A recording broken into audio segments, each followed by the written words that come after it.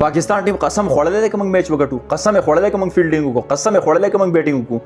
یاره موږ ته داسې 1 نمبر پلیران نه دي پکار، داسې چې په ټاپ باندې روان دي. موږ ته سلم نمبر پلیر پکار دی خو چې ماله سینچري وي، ماله بیټینګ کوي، ماله بالینګ کوي، ماله فیلډینګ کوي. زما داسې پلیر په ټیم کې پکار دی. په داسې 1 نمبر بالر او په داسې 1 نمبر پلیر باندې به زه څه وکړم چې هغه دلته کې په مین وخت کې یار قسم دی لکه 148 رنز.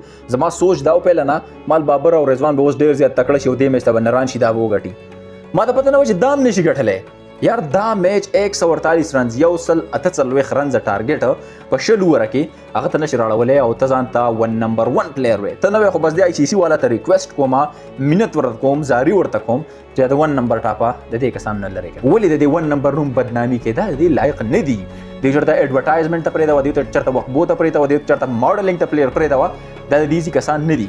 یار محمد رضوان ګوره ټول نه امپورټنټ خبره دا ده، غوسه او خفګان هغه سره خو سیریس خبره اصل کې دلته کې دا ده. محمد رضوان، بابر اعظم، سلمان علي آغا، صاحبزاده فرحان. صاحبزاده فرحان خو خیر زه ایکسپشنل کیس کې راغلی، دا به په یو فارمیټ کې د دې ضرورت نشته دی. خو بهرحال چې کوم دا درې پلیران دي محمد رضوان او سپیشلی بابر اعظم، ګوره دی یو وختو دورانو تېرې کو، د یو پلیر ځینې وخت کې ډېر دوراني د ځینې ټیم کې کم دوراني د پلیر، بس د دې خپل یو شارټ دورانیه وه او بیسټ پلیرانو د خپل وخت دی وستلی دي. د دې هغه دوران وس تېر شوی دی. دا ټیسټ ته ولېږئ، دا ون ډے ته ولېږئ، هلته به موږ برداشت کړو، هلته به موږ ایکسپټ کړو. اوس 20 ډېر زیات تیز دی. تاسو انډیا پرون وکتله چې کم حل یې په ساوت افریقا باندې وکړو، 283 رنز یې کړي په 20 اوور کې. څومره ایډوانس شوی دی. خو زموږ کیلار زموږ خلک څه غواړي؟ بابر 50 وکړي، رضوان 50 وکړي، بس دا پکار دی. بابر 100 وکړي، رضوان 100 وکړي، که 200 بال نه وي او که 300 بال نه وي، بس د دې 100 دیو له پکار دی.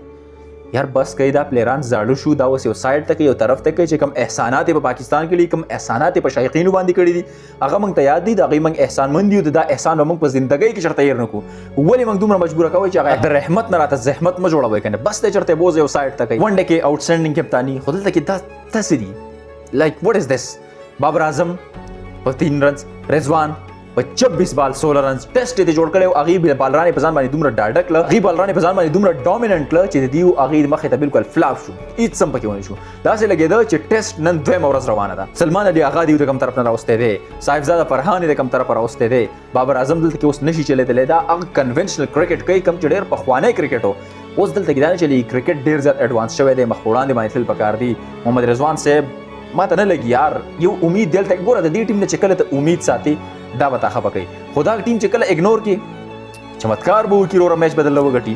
لکه دا اوس څه روان دي او څه نه دي. تا ته دومره تیز بیټینګ د هغې د سایډ نه وشو، بالرانو بیا ډېر حده پورې شیز را کنټرول کړو، خو بیټر دغه فلاپ شو. اګین خپله رایه راسره کمنټ کې شامله کړئ. انشاءالله ملاویږو نوي ویډیو کې. تر هغه دمه الله کې اجازت. الله پامان.